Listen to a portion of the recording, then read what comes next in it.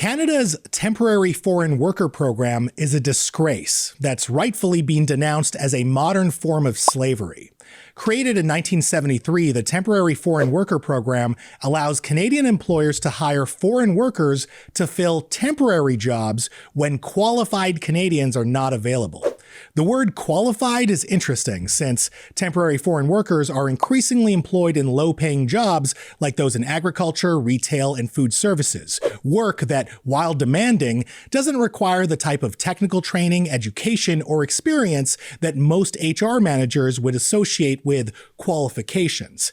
Even the word temporary is a misnomer, since there is no maximum amount of time that someone can be employed as a temporary foreign worker.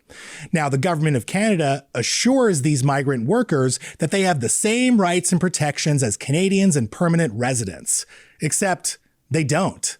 Setting aside how temporary foreign workers do not have a pathway to citizenship, they can also be deported if they're fired, if they quit, or even if they get injured on the job.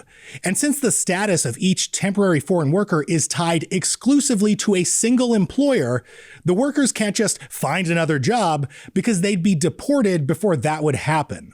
This is why temporary foreign workers fall victim to excessive working hours, a lack of access to healthcare, violence, and wage theft, including a lack of overtime pay. Not to mention how, particularly in agricultural settings, workers are often housed in overcrowded, unsanitary, and inhumane conditions. This is the reality for many temporary foreign workers, as discovered by a recent United Nations fact-finding mission, which concluded that the temporary foreign worker program constitutes a breeding ground for contemporary forms of slavery. Now, Canadian employers who rely on this program insist that Canadians don't want to work these jobs, which, fine. But if your entire business model hinges on exploiting powerless migrants, then maybe you should be forced to change that business model.